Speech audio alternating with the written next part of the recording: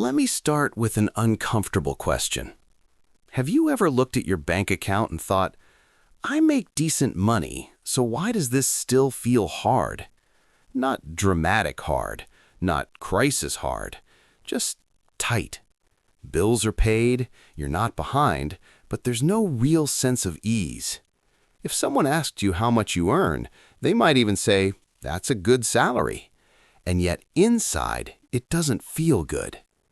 That gap between what you earn and how secure you feel is not a personal failure, it's a psychological problem. And it's one of the most common financial experiences in the United States and Europe today. Let's slow this down and talk through it carefully. Imagine a normal situation, nothing extreme.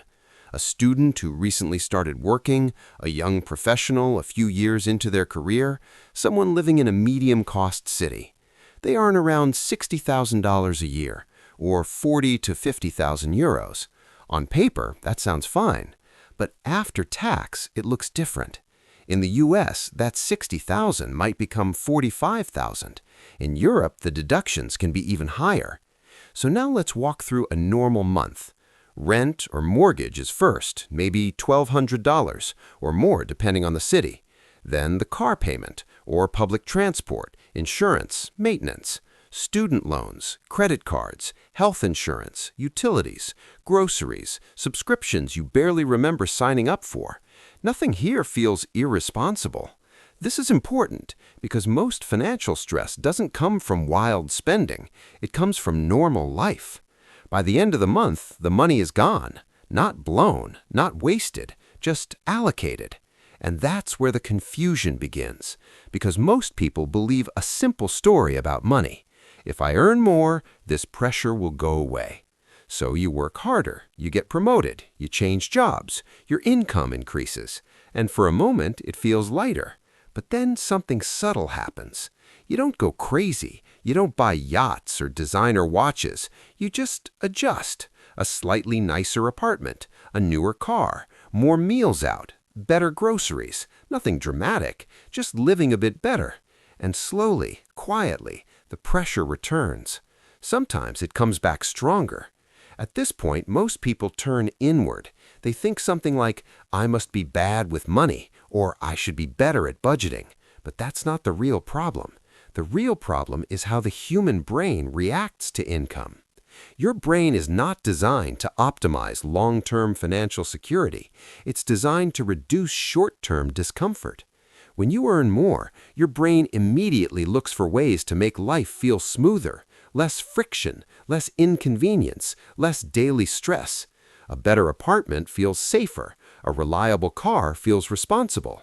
Eating out saves time and energy. Your brain isn't chasing luxury, it's chasing relief. And here's the key mistake. Relief often comes with permanence. Rent becomes fixed. Payments become automatic. Commitments become non-negotiable. Once a cost becomes fixed, your brain stops questioning it. It becomes part of normal. And normal is dangerous because normal costs don't scale down when life gets harder. Let's put simple math to this. Imagine your take-home pay is $45,000 a year. That's about $3,700 a month. Now, let's say your fixed costs add up to $3,200. Rent, car, insurance, loans, utilities. That leaves $500. Not zero, but not flexible. Now your salary increases by $10,000. After tax, maybe $6,000 more a year, $500 more per month. It feels significant, but then rent goes up. Car payment increases, lifestyle quietly expands, fixed costs rise to $3,600. Now you're right back where you started. Same pressure, same tightness.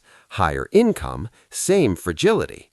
This isn't a budgeting problem, it's a structure problem. There's also something deeper happening. When income increases, your identity changes. You don't consciously say it, but your brain updates the story of who you are. I'm no longer a struggling student. I'm no longer entry level. I'm doing well now. And identities come with expectations, not external pressure, internal pressure. You feel uncomfortable living below the image your brain has accepted, so you adjust your environment to match it. This is not ego, it's psychological consistency. Humans are deeply uncomfortable with mismatch between who they think they are and how their life looks, so spending feels justified, necessary even. Now zoom out.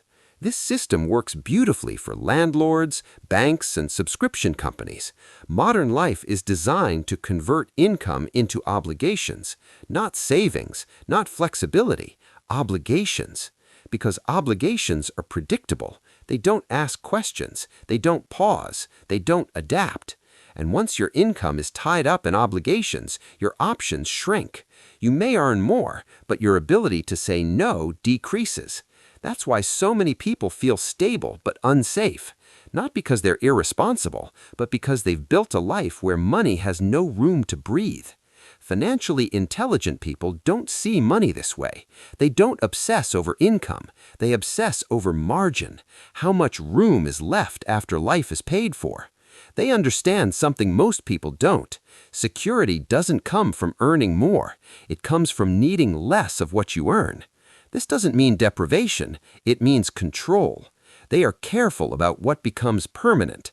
They treat fixed costs with suspicion, because fixed costs don't just cost money, they cost freedom. Think about the difference between two people.